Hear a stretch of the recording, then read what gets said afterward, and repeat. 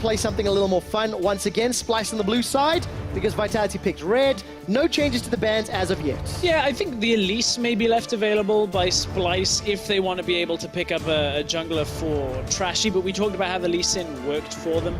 I don't mind this being banned out as well. It's one of those picks that I think kind of can have that effect for both players, but isn't that high priority takeaway. Yeah, and when we loaded up the previous game, there was 3 champions that had 100% presence in picks and bans. It was Thresh, Kennen, and Xayah. Xayah is no longer on that list because she was left unpicked and unbanned in game 1. Surely Thresh comes out again here for Splyce as the first pick, and then we go into the second rotation where Vitality now with Kennen not available. It was the Gragas, remember, that they banned out in the last game, and it's not a ban, but it's a takeaway here. Obviously a flex pick, can go top lane, can go jungle. Vitality sticking to their guns here with the Kalista. I think it worked well. I think it still can work very well for Steelback. I just want to see more teams playing on 7-11 because I don't feel like Kalista is this high priority that you're taking it here. I think there are enough viable AE carries that you can wait a little bit longer. I concur. Vitality, however, maybe do not. Actually, no. They definitely don't because it's locked in 2 games in a row. Yeah. It's going to be the Caitlyn this time for Cobby. Going to have a small pivot. And the Ivern that was banned away in game number 1 has now been locked in. So if ever there was a terrifying late game, Thresh, Caitlyn, Ivern is already that. Yeah, and I expect a little bit of adaptation on the Caitlyn because she was nerfed on 7-11. A couple of the changes, the way Hurricane interacts with Headshot. We'll get into that as the game continues when it comes to itemization. But for now, we're looking at the ban phase. Jarvan taken away, of course, seen that a lot in LCK and in the EU LCS now in the top lane, so not allowing Wonder to have one of these dominant picks into a lot of the tanks that are being played top.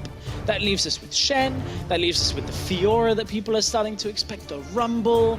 A lot of high priority picks still there for top lane. There are indeed, and you know, talking about some of those top lane picks, Wonder had some fun last week. Yeah. Actually ran the Akali in game number 2 against H2K. Now, unfortunately, the game was lost around him and he got stomped because his lane opponent got 3 kills. And then he's like, come on, Akali versus Fiora, what am I meant to do when she's 3-0? Odo Amne gets to 8 kills. Now, Graves would be a ban here if they want to take away one of the junglers that works well against Ivern, but they're going to leave it available. Obviously, Graves has had a couple of adjustments as well, and is a fine matchup, unless they want to flex that Gragas into the jungle. Same principle. You can wait post 6, farm it up, and then utilize that ultimate to get fights started. I wonder if Splyce are calling Vitality's bluff, saying that we're not going to ban the Graves because we expect it to be Gragas, and if that was the case, it has backfired.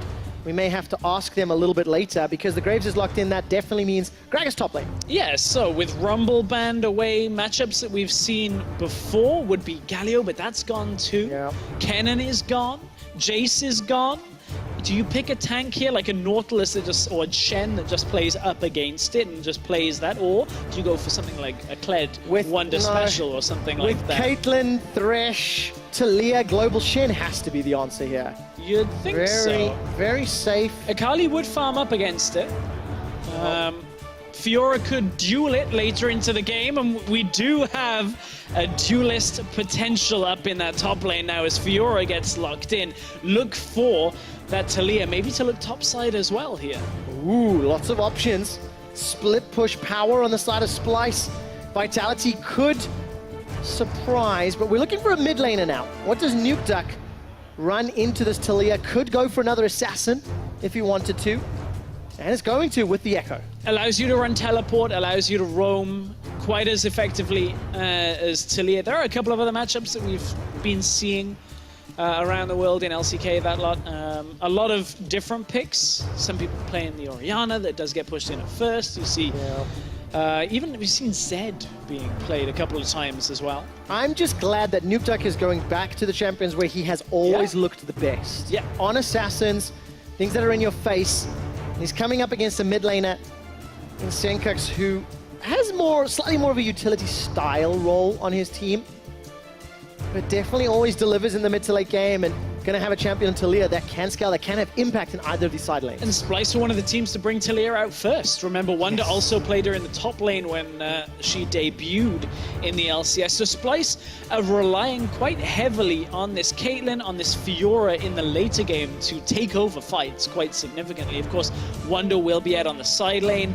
There's not really anybody that can shut down a Fiora once she's ahead in this game. So maybe trying to punish Vitality with what they got hit with last week in Game 2. I just think the scaling on the side of Splyce looks terrifying to me. Fiora, Ivern, Caitlyn in the late game, and if anybody steps out of place, put a wall behind them thanks to Talia and lock them in.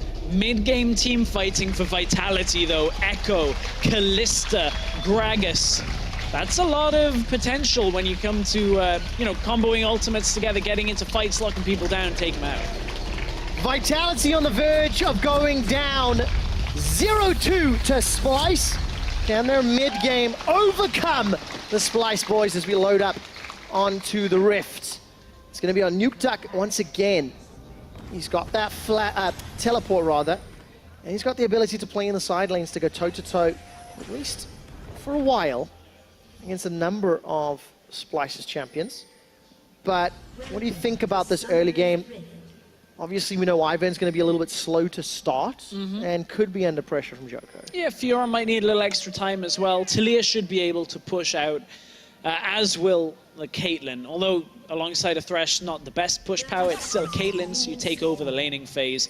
If they do hook Steelback or Vander, with that Ignite, with the Caitlyn trap alongside, should be able to have that impact in the laning phase. So I think this is an interesting one. Again, it's a very different setup to what a lot of teams are drafting. We were expecting to see less priority on Caitlyn. Yeah. 7-11 has come through. Still just super powerful champion all game long.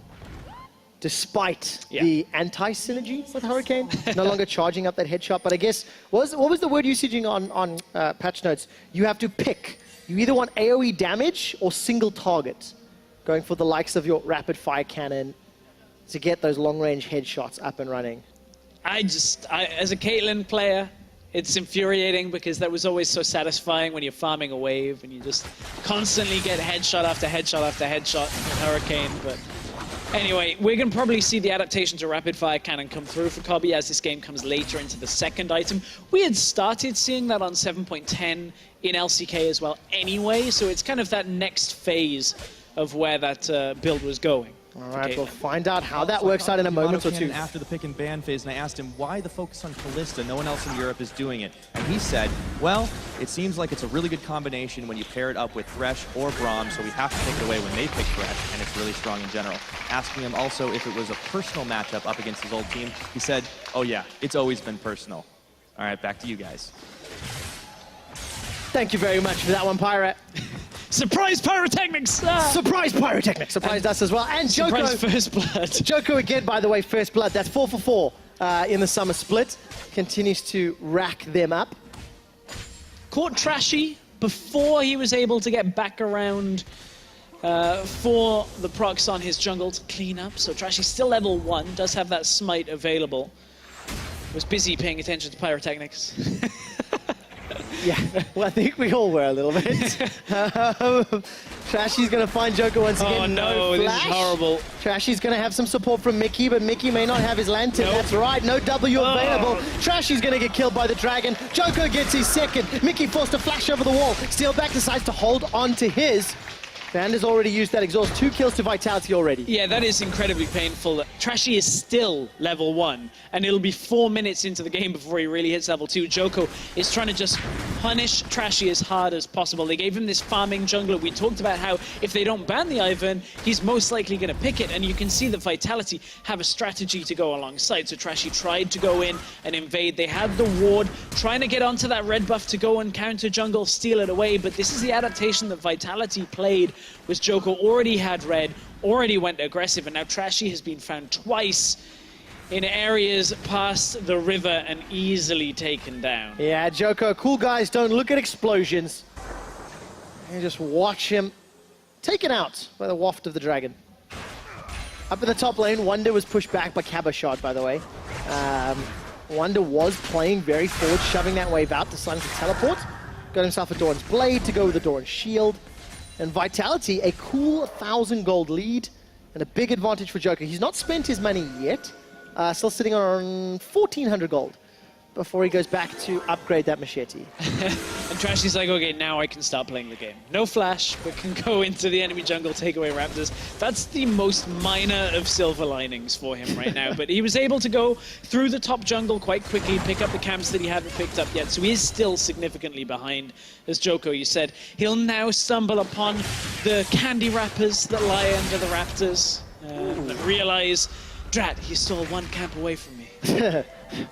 Hashtag worth, question mark? But, Stress. There are many people out there in internet land and Reddit land that believe the LCS is scripted. Really? They do. They think everything's written, everything's planned. And in the script, it's common knowledge that Vitality get early objectives. Okay. They get early towers, they get early Rift Heralds. Okay. And then they lose the mid-game. That's the script. Ooh. Okay? Now, for those people that believe it, for the conspiracy theorists, let's see if that happens. Is anybody making any tinfoil? Let's see if Splyce can bounce back in the mid-game, because they've done it before. They did in the previous game in some ways, you know. There's Vitality a little bit. They got some of those early objectives, then lost some control.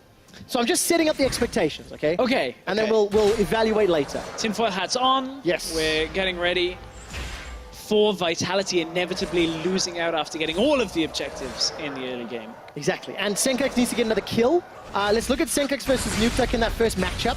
Nukeduck definitely looked more impressive in game number 1. His Fizz performance definitely carrying Vitality for a while, 4-1 and 5, but that one crucial kill for Senkax is what mattered to me. It was in the fight that won the game. There you go. It was the one that mattered for Splyce as well. Remember, Senkax heavily punished against that Fizz.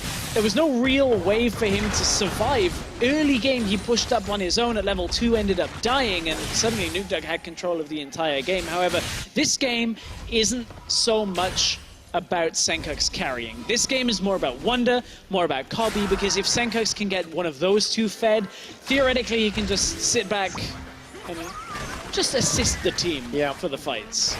I'm looking forward to seeing the synergy between Ivern and Fiora a little bit later, even Ivern and Caitlyn. Yeah. Once he can get that trigger seed popped on, get the shield up, root caller, send Fiora flying in. And I'll try to get the right spell name. I messed it up terribly at MSI. Haunts me to this day, getting those spell names backwards. Doesn't matter.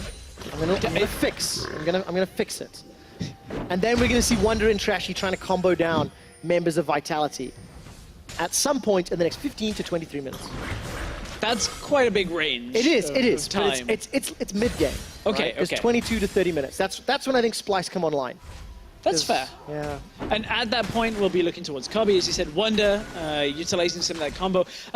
Cobby's come back, picked up the BF sword, very standard for Caitlyn. You can see Steel back on the other side. Standard, gone towards Blade of the Ruined King. Now, we did hear Pyra relaying some of the message from Yamato Cannon talking about the strength of Kalista paired with Thresh. So that's one of the reasons why Yamato has drafted the Kalista so high priority. But I need to see Vitality committing to keeping Steelback alive the later this game goes, because if Steelback can't output damage, they will run out of it against this Splyce lineup, whose AD carry will be monstrous in the late game. That's a great point. Nukeduck not going to have the most reliable of ulti bursts. That Chrono Break, exceptionally difficult to set up. We're getting close to 10 minutes on the marker, and Vitality evenly farming across the map. Wonder not going to get jumped yet. If you look at the minimap, Nukeduck and Joko start to back away and recall respectively. So Wonder going to stay alive for a few seconds longer. They'd spotted out the attempted play from Nukeduck and Joko. Now, of course, that was a play yesterday that worked very well for the Ninjas in Pajamas, going for that top lane dive, getting the kill. Wonder, however, playing around it a lot better.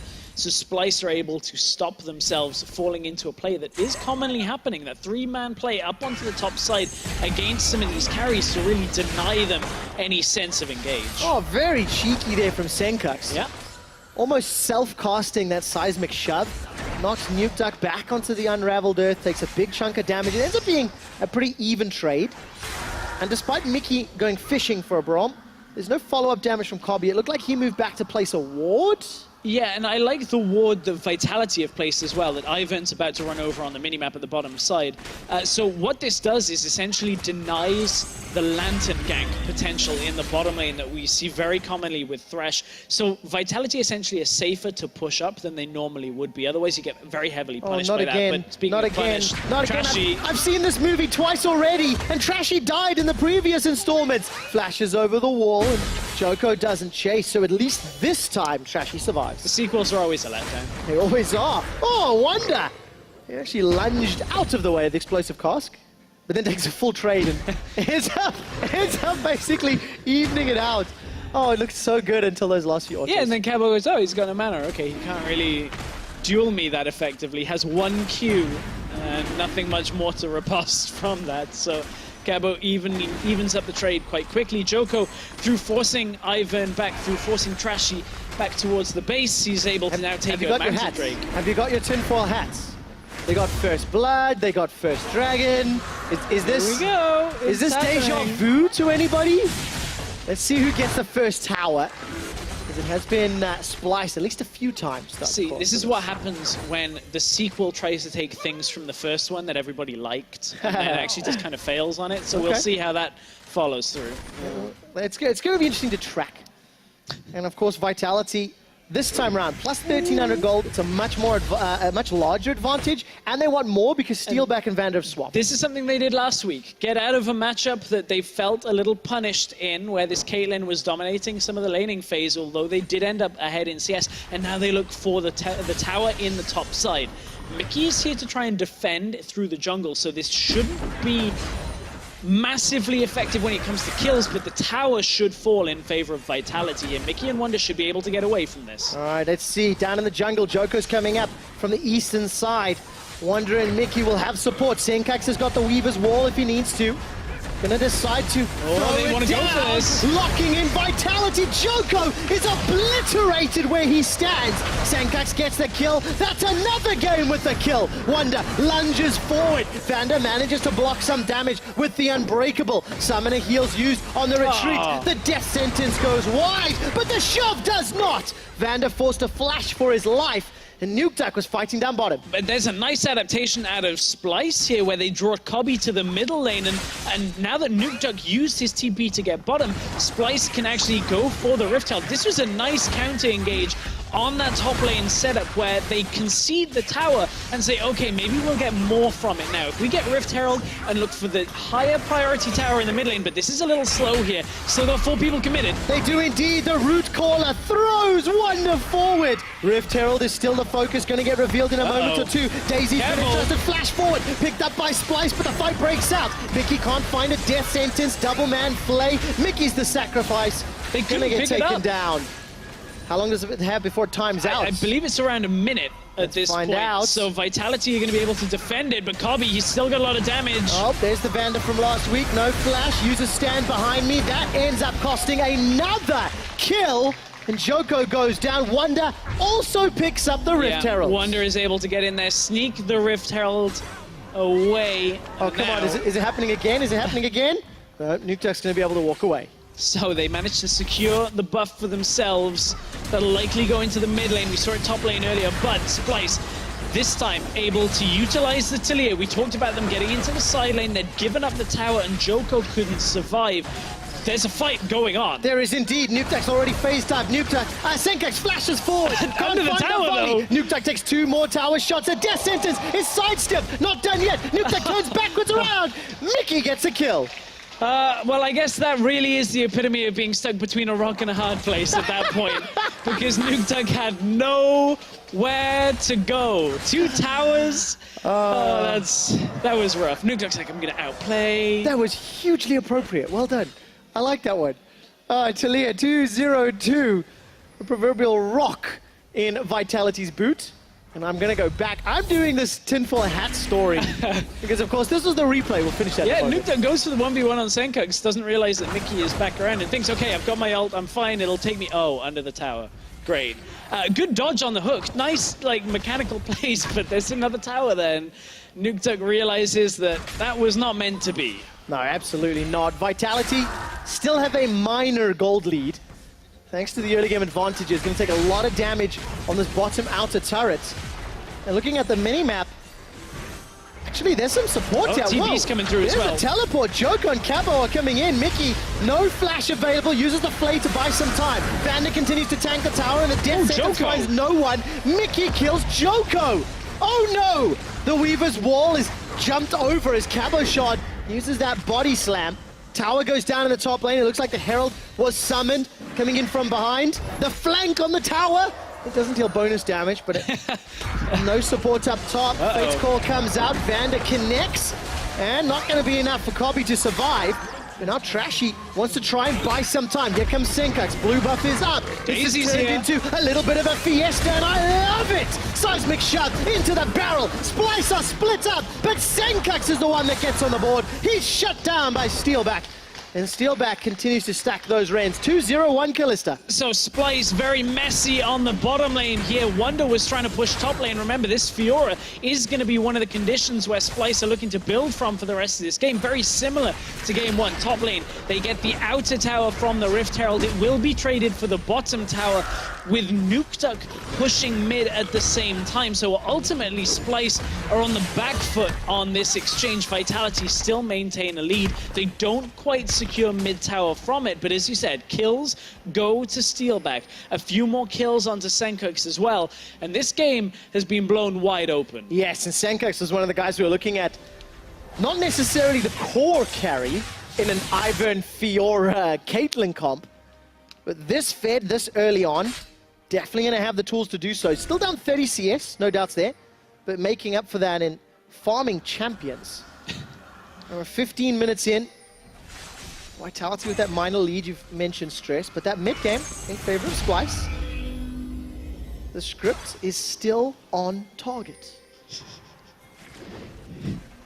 People are actually going to believe it's scripted if we no, keep going like it's this. not. It's a conspiracy theory.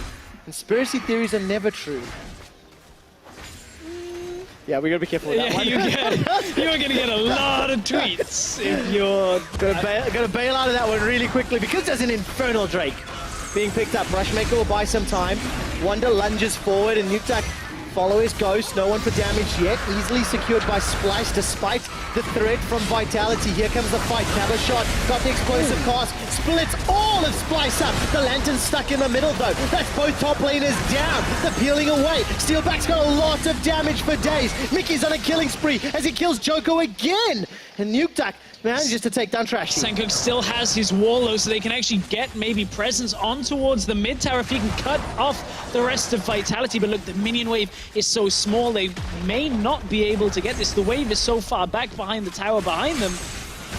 Ooh, Splyce are playing with fire here. Senkux obviously still quite strong. They've got a lot of mana to work with. The shove catches Nukeduck, but the death sentence is on cooldown. Threaded volley goes out, keeps tagging Nukeduck, and the tower will fall. Splyce, they trade 2 for 2, but get dragon and tower. It was hard work, but in the end, they get the dragon, they get the tower. This is how the fight started. So you can see Wonder goes into the dragon pit to finish it off alongside Trashy, but gets chunked on the way in. Redemption isn't quite enough, and despite what looked to be a good riposte, he didn't quite riposte the Gragas ultimate, and that pushed him into the team of Vitality, who cleaned that up. Steelback has a lot of damage right now in this fight, but look, Vander is low. Nukeduck low on mana, doesn't want to go back aggressive into the fight, and it's Senkux that had the most damage out of everybody for the majority of that fight. Yeah, and has been all game long. 4-1 and 3. About 10 minutes ago, we looked at the stats of Nukeduck versus Senkux from game 1. This is the polar opposite. Senkux a good start, good advantage, and more importantly, he's roaming at the right time. And Vitality have to push onto this tower now, because look at where Wonder is shoving a wave up, but look, Splyce counter-engage! Joko again! He is just feeding Splyce! At one point, he was 2-0-1, and now he's given up 5 kills. Actually, 4 of them have been picked up by Mickey. Yeah, I don't know if I've seen this happen in a long time, where a player dominates the first 5 minutes and then just constantly gets caught again and again, pushing up to the tower, trying to make that play work a little faster than they needed to. We were talking about how they needed to react because Wonder was pushing. Well, don't go too far aggressive. Don't walk under the tower against a Thresh. It's not worth it. Absolutely not. And with that kill, Splyce now in the gold lead. 20 minutes in. Oh, Mickey! That death sentence will go wide. Chrono Break is available for Nuke Duck. They're relying on Daisy for damage. Senkux is going to flash away in the mid lane. Still got that barrier if needed. Fate's Call going to come out. That's a knockup now onto Wonder. Senkux buys the barrier. Redemption lands as well. That's a double kill for Wonder. Wonder says this happened to me last week. I'm going to inflict it on you with this Fiora double kill. As Senkux had done a lot of damage up front, comes in to clean up in the mid lane, and now it's all about this mid lane tower. This is where a Fiora is terrifying, because she will start to take over the game, and Vitality are playing right into Splyce's hands here, trying to duel against a strong Senkux when Wonder's here to get his back. Yeah, Splyce really playing this mid game well. And I want to give some kudos to Mickey. Thresh 2 games in a row, previous game during the laning phase, saving teammates over and over. This game, similarly, his hooks have been on point, always around with the lanterns as well, and here's this replay of the 2v2. Yeah, so this was Senkux kind of baiting out for the Kalista ult.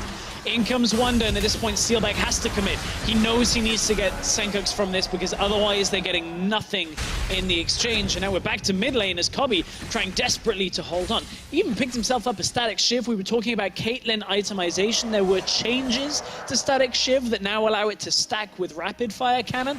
But the key thing is, without that headshot proc coming from the Hurricane that gave Caitlyn great wave clear, this is a supplemental way of adding more wave clear to Caitlyn's build, on top of the Peacemaker she already has with that Q. Absolutely. Allows him to keep those autos up and running, and Splyce now in command of the game.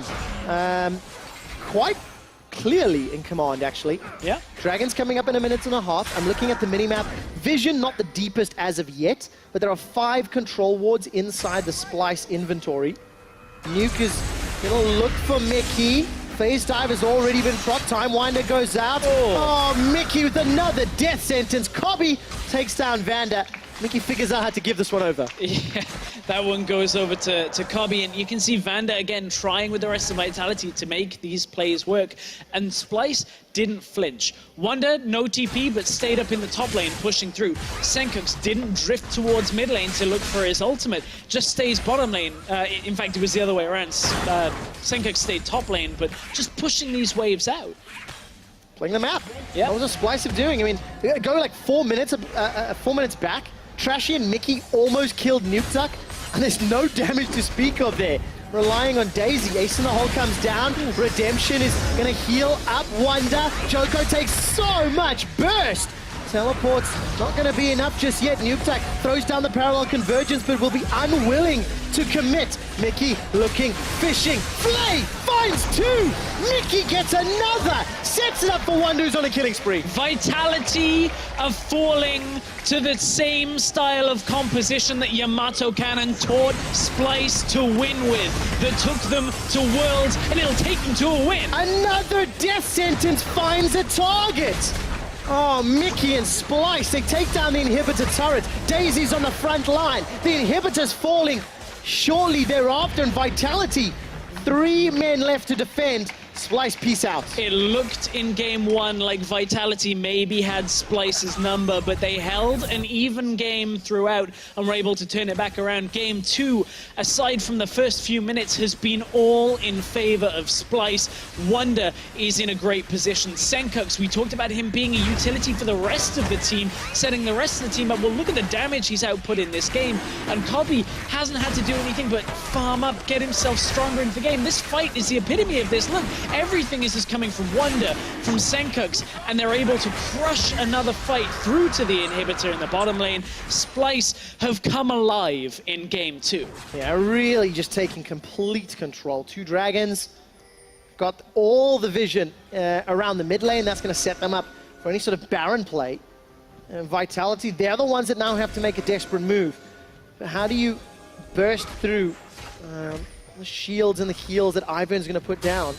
I mean, that mid-outer turret is still standing straight. Vitality been unable to break through Splyce. Yeah, they've been trying to, desperately trying to. Well, this would break it if they can actually get this. But look, Scryer's Bloom comes through. Splyce are not giving this one up without a fight. But look, Wonder now looks to TP into the fight. 7k health on Baron, so this is still fine. Yeah, look at Mickey. He's caught Vander. He throws down the flay. The lantern comes out. Kobbe is going to survive the on-gauge. On Gage, that's a word. Nuke Duck forced to run away with his life. Grand Challenge was issued by Wonder, but will be unable to complete it. And that is worrying. Vitality unable to kill Kobby. It was a one-on-one, and Senkax is continuing to chase. Here comes Daisy and Trashy. Not gonna find the root call. It does connect onto Joko. Wonder on the back end, looking for Nuke Duck. He's got no chrono break available to him. Kobby gets a headshot, static shift proc. No. And now Kobby's the target. Mickey, oh, that fell short. That's a big boy, but he gets away from the hook. A little bit nimble. Wonder's going to chase him down here. Nexus turret goes down anyway. Splyce, they're going to be able to take Baron out here after chasing Vitality all the way up through the jungle. It should be a very straightforward take here because Joko is still down for 12 seconds. Wonder, 1 versus 2, 1 versus 3 now. Riposts onto Nuke Duck. Very nicely done. Catches the lantern in just the right time. Here comes Vitality. It's still going to be a steal potential. Not done as Trashy smites it down. Kobby gets another. We've seen it before with the Echo Lichbane proc, but Nuke Duck not able to get in there. Couldn't connect with that auto attack onto the Baron, and Splyce are in full control of this game. And I mean, what do you have to say now for Vitality's way of drafting around this? This looked to be a good team fighting composition, but they just couldn't get the on-gauge right. Look, Nuke Duck tries to go aggressive. He's about as successful as the N-gauge onto Kobby at that point because he just couldn't get the kill. Nuke Duck had to back away. Joko was farming up red. He's like, nobody's going to try and kill me. Sees Trashy on a ward running to him. You know, I reckon we should actually create a dictionary of words that are invented by shoutcasters when they fumble words. Because on-gauge kind of sounds good. I like that one. But look at the damage from Wonder. Almost 2 shots Nuke Duck there. Nuke Duck's able to survive. Let's look at this hook. Oof, just nimble. Cabochon just kind of... Gregor sucking his gut in, getting around that corner. Yeah, managed to do it though. Saved his life for a few seconds longer. We've got much time. Rapid fire cannon, static shiv. It's long range lightning at this point. At this point, it seems to be less Jeeves as the coach and General Grievous because he's really destroying Vitality's draft, and everything that Splyce are playing around in this game is going so well. And Vitality failed their on-gauge again. The Fate's Call didn't find a target. Mickey flashes for the Flay, but Joko's able to dash away. Wonder now on the Nexus turret as the rest of Splyce turn to commit. One last fight. Cabochon knocks Kobby to safety, and Kobby thanks him with a headshot to the face. Nexus turret starts to fall. Wonder goes forward. Riposte buys a lot of time. Kobby and the rest of Splyce, they're sending a message. The Nexus turret goes down. Seismic shot drops down Vitality. The Nexus isn't the focus just yet. It's about killing everyone. Oh, Mickey, you're so fine. The death sentence connects, and Splyce yell, "You have my sympathy," but Yamato, we have no regrets.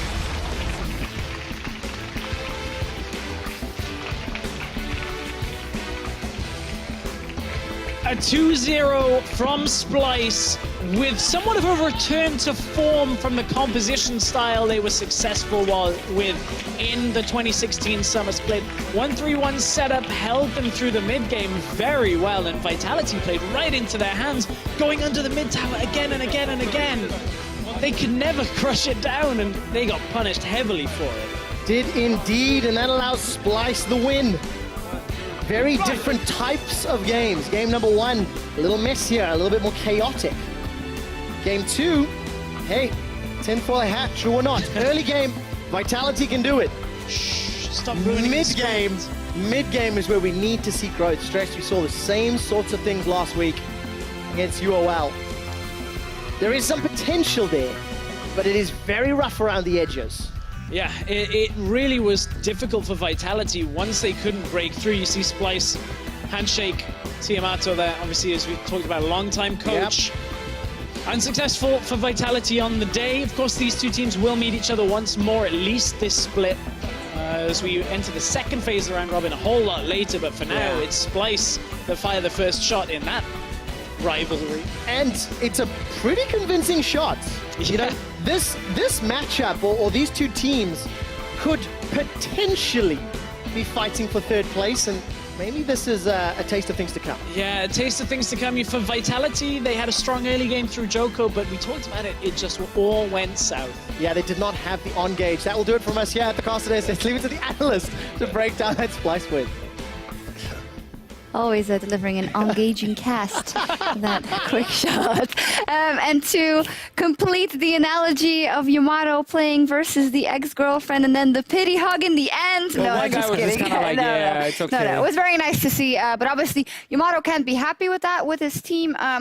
Basically, the first 2 weeks of Vitality in general, but I want to be careful by talking too much about that first and not mentioning Splyce's kind of growth. We have seen them put up a great series here in this weekend, and they have a 2-0, which is something that they absolutely needed, the Fisto. Yeah, 100%. I mean, once you go down in the first week against H3K and you get completely stomped in that second game, you know, just bouncing back very quickly is important for your goals when it comes to you making worlds if you are Splyce. Rough start in this game from Trashy specifically needs to be highlighted, which funny enough kind of set up the game because we thought Joko would be the carry then. Yeah, he had a big goal advantage early in the game, 2 kills in the first 4 minutes. I think we have a replay of that as well, just to see. And this might look like Trashy just messing up. He goes for his camps and for a very greedy invade, but this is actually Joko being very cute. He starts on the red buff when there's a ward on towards his Raptor, so Trashy thinks that Joko's on the bottom side, still goes for the invade, face checks into Graves, and I think there's another kill for Joko now here. Trashy's just being a little bit stupid. You know, at first it was Joko being very smart, and then so the play is that Mickey goes into blue and Trashy wants to go in and queue over the wall to then just smite the blue and take it. But you can't really make that play when you're still only level 1. That was just very, very greedy from Trashy. And again, we were like, Joko, wow, he's the man now. He's going to carry this game. And then Joko more or less just ran it down mid. And he got hooked over and over and over and over and over. And he went from 2-0 to 2-6. Yeah. Yep. That was actually impressive. So, I know it's easy to say, obviously, well, Joko didn't do well and he died all those times, and last week we called it out for Vander. But if we take a look back and see the bigger picture for Vitality, now, a year in the making, maybe. Whenever they went off, it was early with Joko. You know, he even was the first Blood King for a while. So is that just showing that there is no real other leadership, no real other initiative in that team because they need him to do this? And maybe he's saying, come on, guys, let's try and make a play happen. Let's try and push our advantage because, you know, the ideas aren't there yet.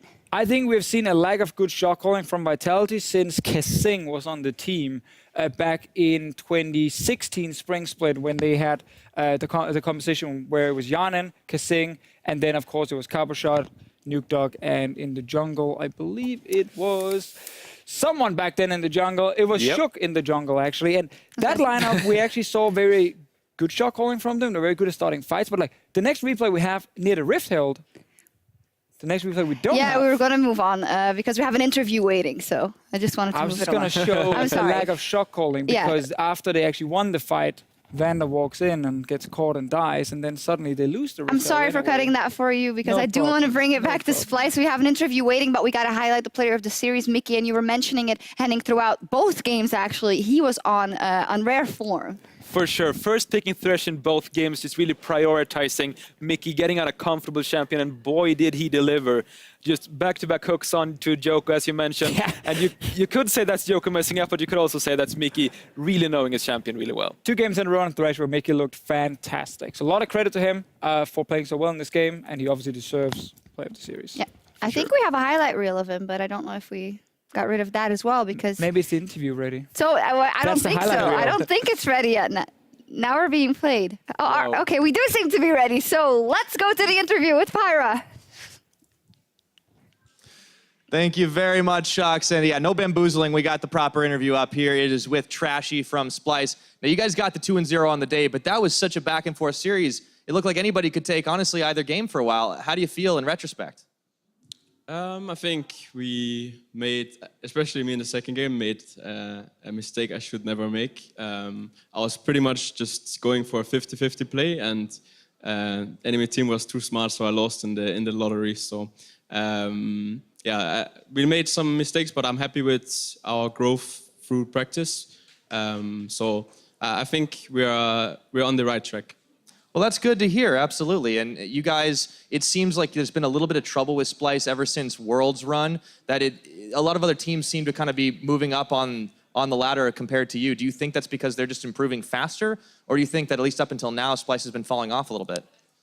Honestly, I think we were just last year we were just not that good, honestly. And we have been forced to go through some times where we had to understand the game in different ways for us to become better and play against teams like G2 and you also, like, from playing at the international competition. So I think we are starting to get to a point where we can actually get better. But the problem for us is that we're in a state where people have this perception of us as like mediocre middle tier team in Europe, and we want to change that this split. Oh, well, all right, bold statements, and now you've brought in a new coach to try and help you do just that. What is Jeeves bringing to the team so far? I think the most important thing he brought is just we needed a fresh start in some way, and we needed some new perspectives on how to play the game and how we wanted to play the game.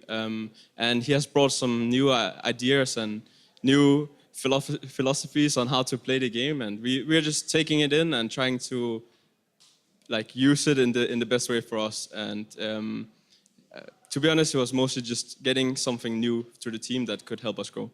Well, it certainly worked out today as a 2-0 is what you got. So congratulations, Trashy, and I hope to see a lot more of that from you guys. Thank you. All righty, well, that's going to do it for the interview. We're going to go on a quick break. When we return, it's a jungle out there. Mysterious Monkeys take on Unicorns of Love. Don't go anywhere. We'll be right back.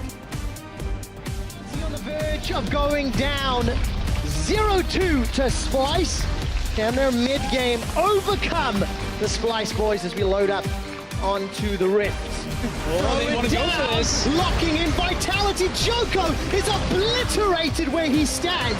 Senkax gets the kill. That's another game with the kill. Senkax flashes forward. Under the tower, though. Nukeduck takes 2 more tower shots. A death sentence is sidestepped. Not done yet. Nukeduck turns backwards around.